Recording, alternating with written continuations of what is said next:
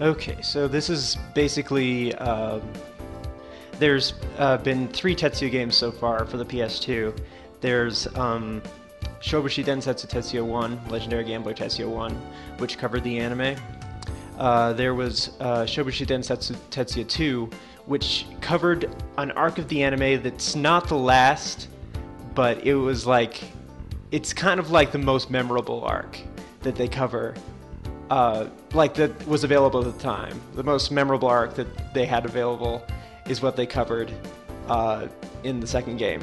And this third game covers basically the content of the first game, the content of the second game, and it adds in 1 or 2 arcs in between. So we'll just be starting off with the first, the anime covered parts. As you can see, there's like 4 different characters that you can play as. Each of them have a different story mode. But you need to complete Tetsuya's story mode in order to unlock Danchi's, and then you need to complete Danchi's in order to unlock Boshu's. Then you need to complete Boshu's in order to unlock Inami's. And down here they get really ridiculous because like Boshu's story mode is only 4 matches long, and Inami's story mode is only 2 matches long. So it's pretty short. But Tetsuya's is pretty much the main attraction here. So I guess we'll just dive right in. Yeah, you can unlock Gunpei. I'm not totally sure how you do it quite yet, but I haven't unlocked it. But I know that you can do it. I've seen pictures where you can unlock Gunpei. And yeah, so basically this is really freaking streamlined. Like, even if I translated all the dialogue, you'd just be getting like the bare basics of all the action here. But I guess like they figured, there's 2 games where they explain everything. So this third game, we can just assume that they've seen the anime or read the manga, or at least or played one of the games, So they just kind of run through everything real quick. But yeah, here's the Tetsuya versus Boshu battle. They skip right past the first one because they don't show any of the minor battles. They only show the major ones. So yeah, Tetsuya's yelling at this guy because he doesn't have any money, even though he lost. Boshu's like, just let him off the hook, and Tetsuya gets pissed at that. And so on. Okay. And we're right into the main game. Like, that was a really short introduction. Like, they show only the introduction as well. They don't show, like, the aftermath or anything. They only show, like, the parts leading up to it. And then once you're done with the battle, they just skip to the next one. So it's kind of, like, unfulfilling. Okay, so we have a bunch of cheating techniques. These are all, like, there's 2 sets of cheating techniques. This one you can only use before you've stacked the wall. Before the walls have been stacked, while all the tiles have been shuffling. And then there's a series of cheats that you can do after, like, in the process of the game. So let me just, I started a new game, so I don't have any cheats right now. And you don't get any cheats until after the first battle, because I guess, like, Tetsuya doesn't know how to cheat, so he doesn't have any. But yeah, this top one is like just stacking the tiles where you're going to draw them. Like, as the game progresses, you'll where you expect, like, assuming nobody calls, where you expect to draw, like stacking a bunch of tiles there. This one on the left is you stack a bunch of tiles in your starting hand, like where you're going to draw your starting hand from.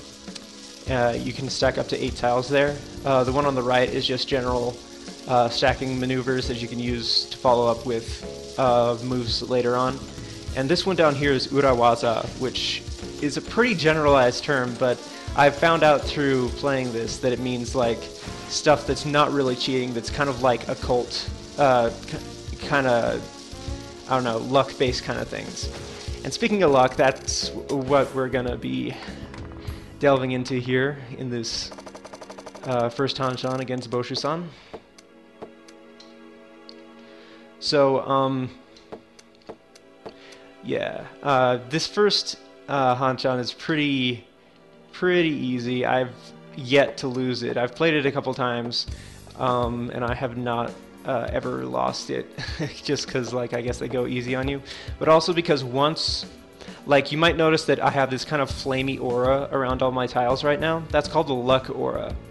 It's basically in the first game they had a actual gauge, a numbered gauge that went up as you made good plays and went down as you made bad plays. And in this game that was replaced by this luck aura, which as you make good plays it gets more fired up, and as you make bad plays or start dealing in and stuff, it starts dying down, and eventually if we deal in enough or, you know, do bad things, it'll eventually just all go away. It'll all turn black, and that means we'll have 0 luck. But basically, as your luck gets higher and higher, as the aura gets flamier and flamier, I guess. Let's see, what seed am I? North. Okay, I'll go for Pinfu here.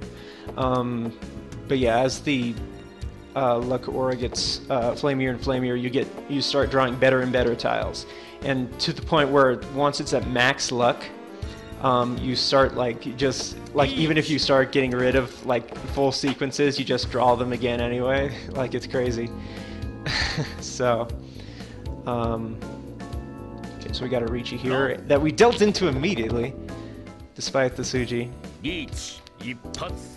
Okay, that's kind of an embarrassing start to the match after I said that you can't lose it, but yeah, I guess it should be okay to showcase like how our luck has declined here. Oh, it's not that bad. I guess like in this first one it doesn't really decline at all.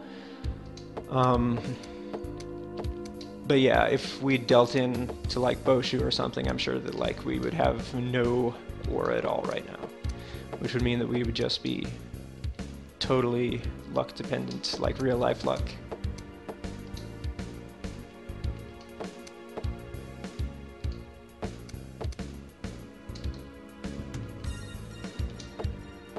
So yeah, I'm not getting too good of tiles right now, just because my luck is not. Ooh, it's not amazing. Okay, I guess like the first thing that you're gonna notice about this game is that its graphics are amazing. Like they're even better in the first and second games, but in this one, they're still really good. Like, I'll slow it down here so you can see that like all of the tiles, you know, you can see all the tiles as they go to each person's hand and stuff. It's pretty cool. Oh my gosh.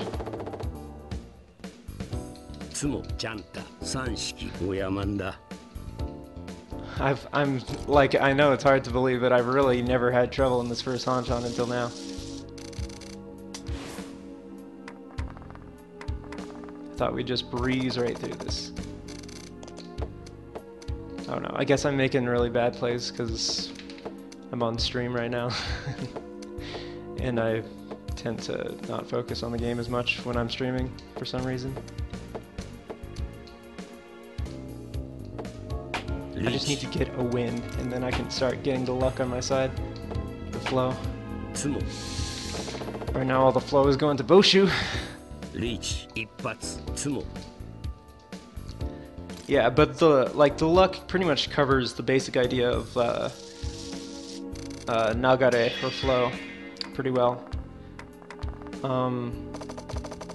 Basically, as you keep start winning, you're gonna keep winning because of like momentum and shit. That's basically the concept behind flow. So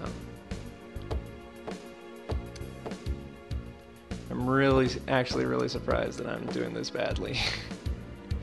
I thought I'd just breeze right through this. Reach.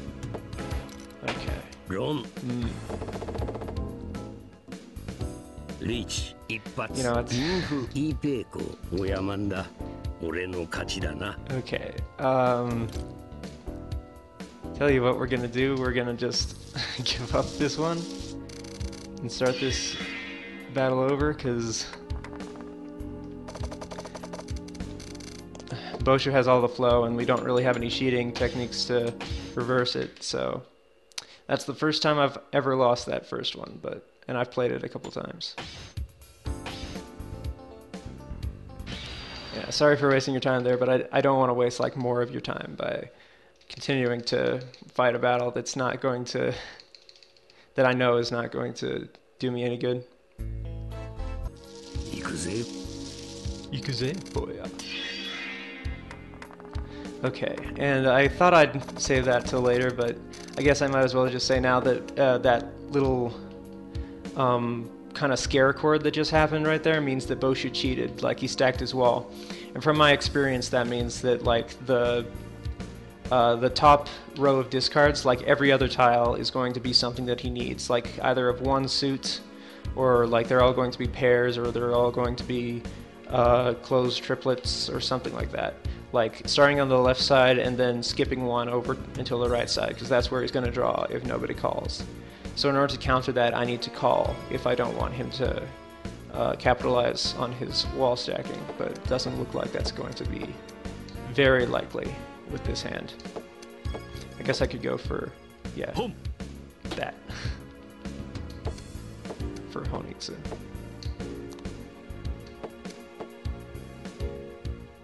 Hold on, who's drawing it now? Yeah, I am. Okay, that's interesting that I got a tone though. I don't know what that means.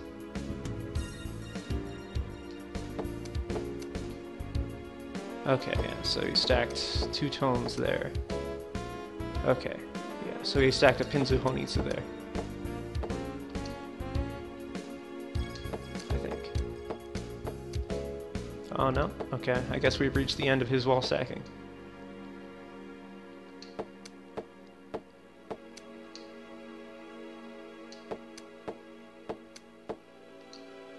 Yeah, it gets really fun once you are able to cheat. I think. What? I swear to God, I've never lost this much in this first one. Boshu usually lets me win.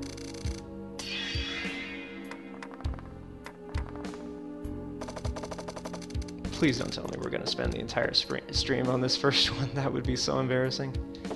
I just need to win one. I need to get the luck on my side. I'm going to go for an open Tanyo, I think. Not looking tremendously good right now. Especially with that.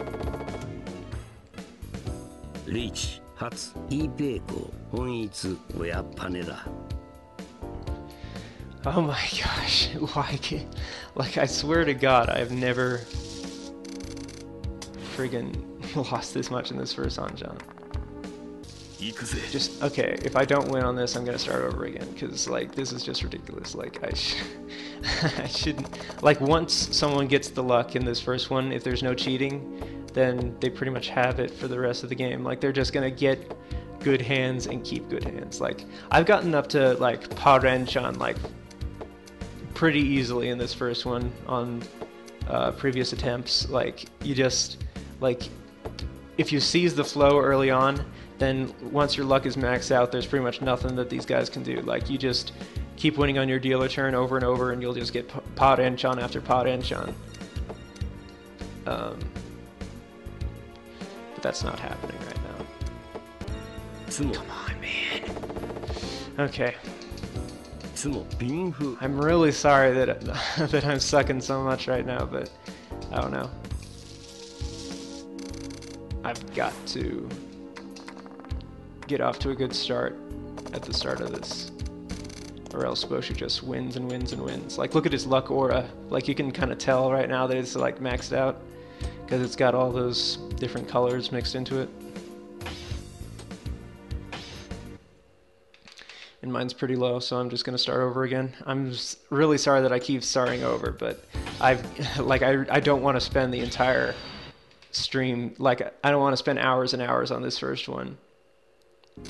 So, okay, I have a pair of Haku, so I'm going to call on that immediately as soon as someone plays it. Like, literally the instant someone plays it, as did that, like, in the same way that that guy just called on his Fanpai.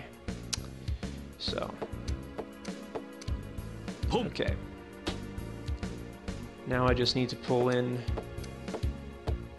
like, chi is fine, but I just need to work some more tiles into my hand. Okay. Okay. 5 ping, come on. 5 ping. There it is, okay. That should get us some luck.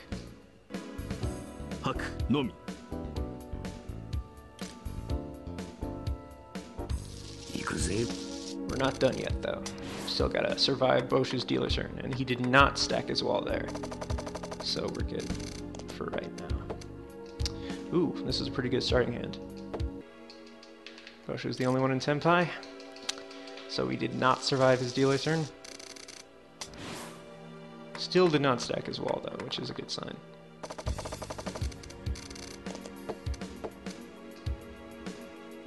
If he wanted to, he could just kill us with Tsubame Gaishi. So, I'm pretty grateful he's not doing that. 3-6 is pretty bad. Yeah, there's 4 out. It's basically a closed weight. It's basically got the same amount of outs, but it won't reach you anyway.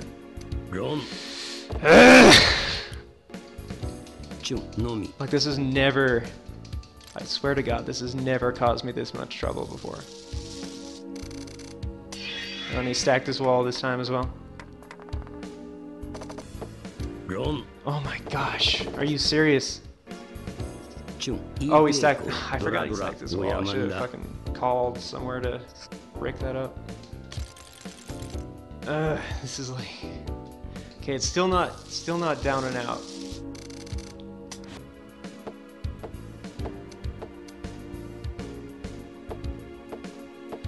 Am I gonna just draw and discard an entire Itsu? Okay, there we go. Sanshoku. Pinfu. Yes, he pops. Alright. Okay, Ikaru. We can do this.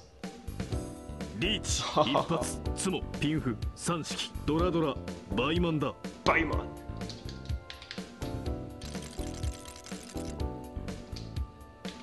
Thank you, thank you.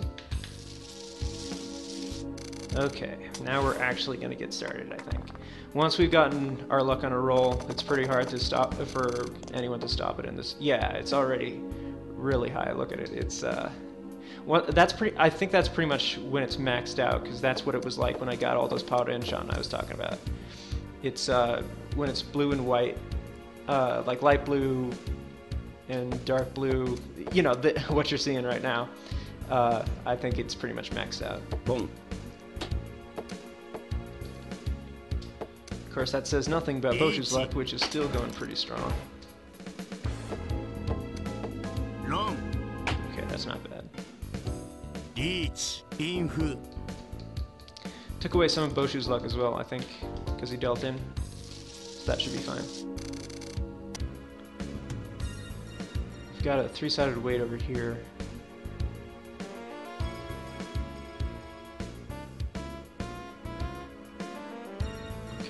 I think this one's gonna fill up because my luck is so high. I think that this Kanchan is gonna fill up, so I'm gonna move forward on the assumption that it is. Okay, that one filled up instead. That's fine.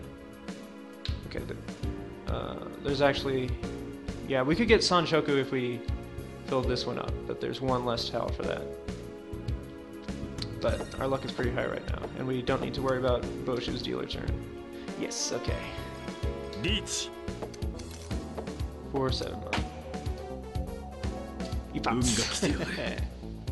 Okay, now this is where I was talking about, like, where if you just once your luck gets this high, it's pretty hard to lose. At least in this first session, because nobody cheats except Boshu, and he can only stack his wall in this first one. So there's pretty much nothing that they can do to stop you once your luck gets really high in this first one. Later on, there's going to be opponents where no matter how lucky your high is, you're still going to need to do some fancy cheating in order to keep up with them. But for the time being, we should be pretty set.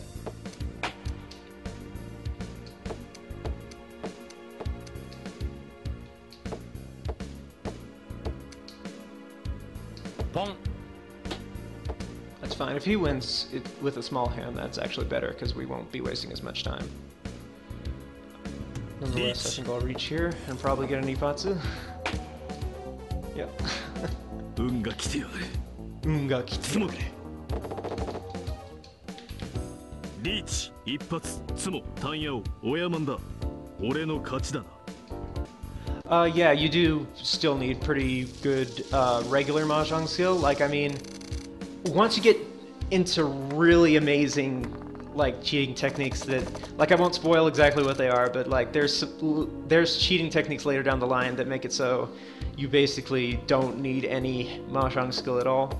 But for these earlier levels where, like, you have limited cheating ability, you still need to have pretty good tile efficiency and stuff in order to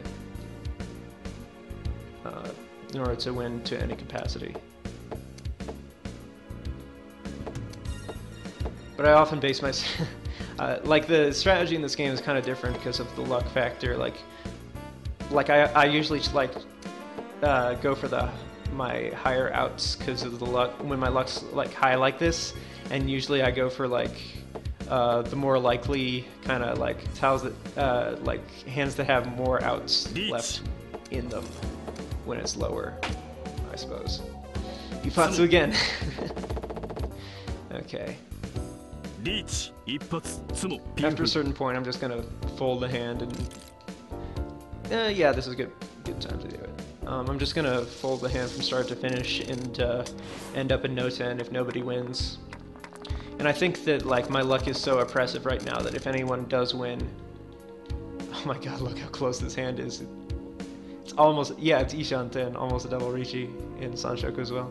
But anyway, yeah, I'm gonna fold this hand from start to finish, and if anyone does complete a hand, I imagine that since my luck is pretty oppressive right now, it's gonna be a small one, and it's not gonna be enough to topple. Itsumo! I was taking apart my hand and I Itsumo. Okay. But yeah. If anyone does complete a hand, it's gonna be pretty bad.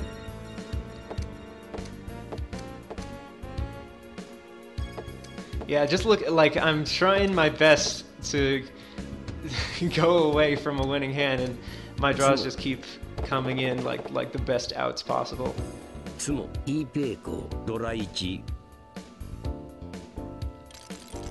Okay. So that gave him a bit of luck, but I think we'll still be okay. I'm gonna try, like this time I'm gonna go for the win. Because obviously I don't need to pass on the dealer turn. Like, I don't know if I would have done that in a normal game, but just because I'm on stream and we don't have a lot of time and I want to get to the cheating aspect of the game, I'm gonna, you know, kind of move things along here.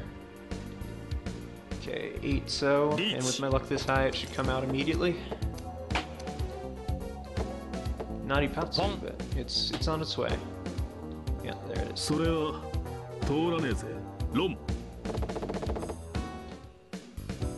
Reach, 1-2, ドラ1、満願だ。俺の勝ちだな。俺の勝ちだな。I've won, haven't I? Is what he said. That's what they all say once they like get past a certain. Oh, Boshu stacked as well. Once they get past a certain difference in points above the second place player or whoever's below them. Well, yeah, it would have to be the second place player. Like, basically they say that when there's no way for anyone to come back, barring cheating, which happens a lot. Okay, so he's gonna start drawing. Okay, so I'll call to disrupt his wall stacking. I'm just expecting it to come out real quick right Long. now. Alright, that's fine. いいペイコのみ Oh, he probably got all of Boshu's... Yeah, all the tiles that he stacked there. That's why he had so many pins in there. Alright, Sumo! 運が来てやれ積むリーチ一発積むドラ1マンガンだ俺の勝ちだな Ore no kachidada.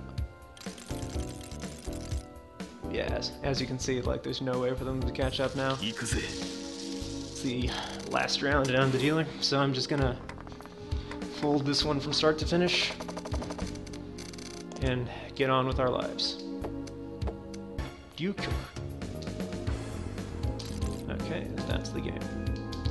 Alright, so we're gonna get a flurry of new cheating techniques here, and I'm gonna try and explain what they are as we go.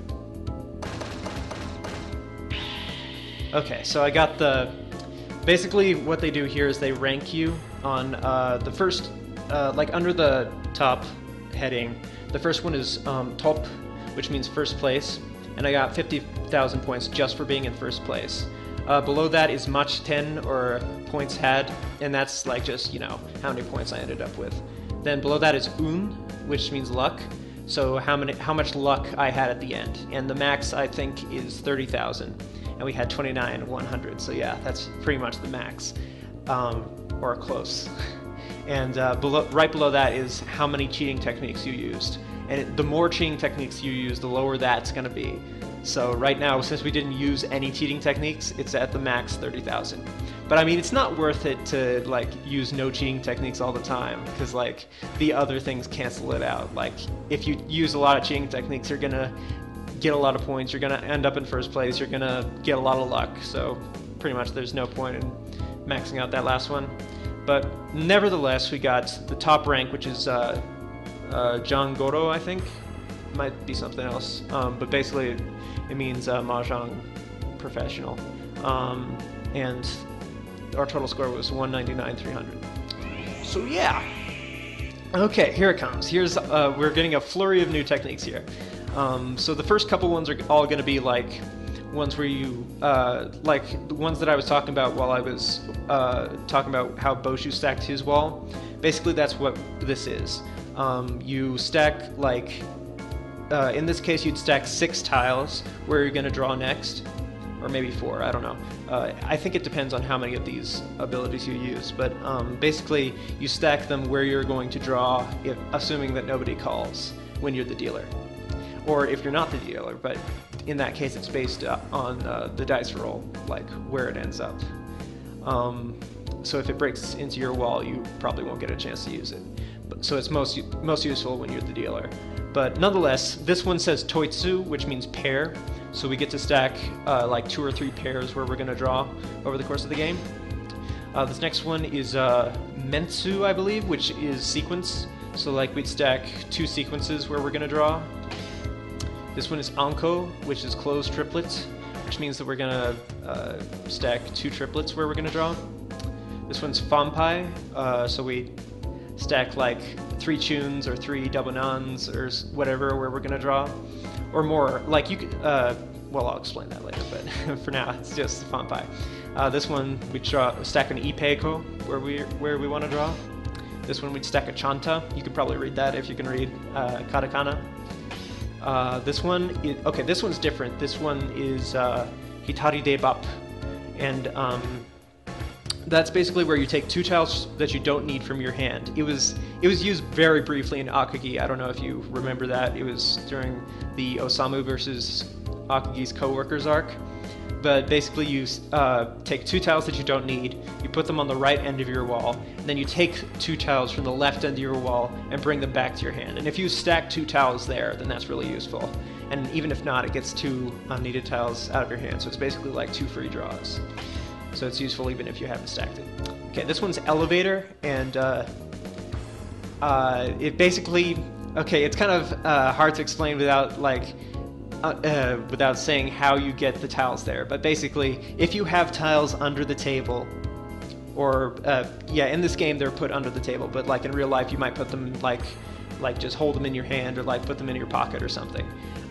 Like if you have tiles under the table that you got through a method that will probably be explained a bit later, you can switch them into your hand using this technique, the elevator. So yeah, and the characters next to the dot mean one tile, one ichimai, just one. This one's Hajiki. It was used in Akagi very briefly. Well, not very briefly, but like it was a pretty major point. But basically, when Akagi came back in the Ichikawa arc, and he was like faced with like only 2,000 points left, and because Nango had gotten him down to that much, and he had no safe tiles, like everything would have dealt in. Basically, he bumped a tile like a Sha that Nango had played earlier down using this Hajiki technique, where you basically take a tile from the top row of your own discards and bump it down such that it becomes your actual discard, and and the tile that you think is dangerous gets used up in the process. Okay, this one I believe is where you take a tile that you don't need and you switch it with your next draw, and also take the tile that your Kamicha, your Shimusha would draw, like the tile next to the one that you're going to draw. Yeah. So yeah. And you can only do that with one tile. And this one is what you use to set up the elevator. This is called 3-tile tsumo, or 3-tile draw. And that's where you, basically while you go to draw, you grab the 2 tiles that are next to the tile that you're actually supposed to draw, and you take that and put the 2 of the tiles below the table, and the 3rd tile you put on top of your tiles like it's your real draw. And you can use that, you can use the elevator to switch them into your hand. And this one goes along with it. If for some reason you don't want the 2 tiles under your hand, or say you want to stack them so like the next person will draw them or something, you can use this one to stack those 2 tiles at the end of the wall as you go to draw. So basically you'll have 3 tiles in your hand, no, 2 tiles in your hand, and you'll bring 1 tile back. So yeah. Let's see. I think this is only usable when you have a...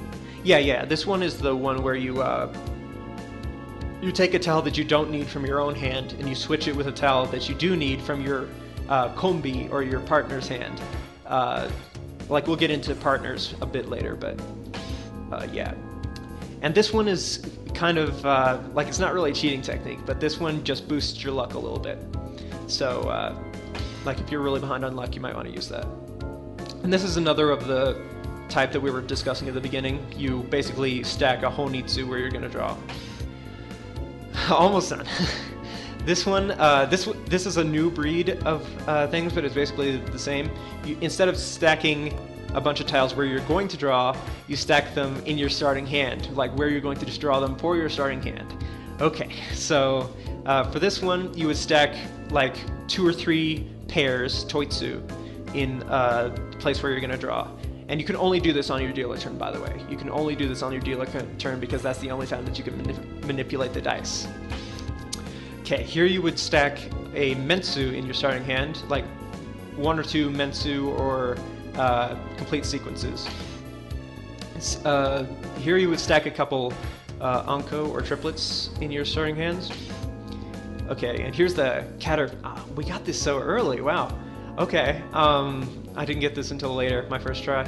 But yeah, this is basically, let's say that like you've used one of those techniques that allows you to stack the wall such that where you draw, assuming that nobody calls, like you will draw like a honitsu or whatever.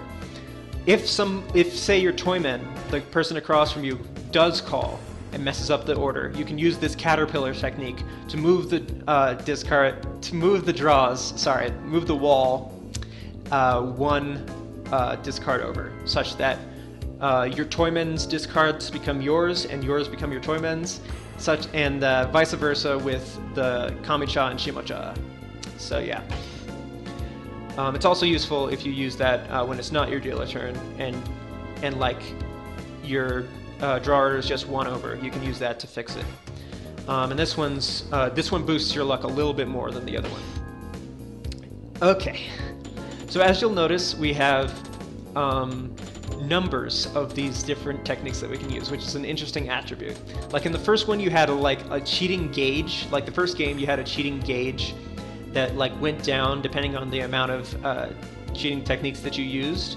And like, let's say that like a Tsubame Gaishi is 60 points.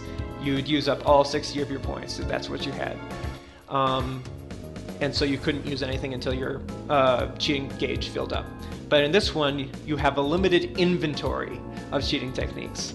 So you can only use, like for this 7 one, you can only use the luck boosting ability 7 times until you get a refill or more of the same thing. And you get more of them by winning battles that have cheating in them, or by just winning a pretty good sized hand, like a Mangan class type of hand, and you'll get some more of these techniques. Okay, that was a lot of talking. I hope you kept up with all of it. On we go, and let's save our game.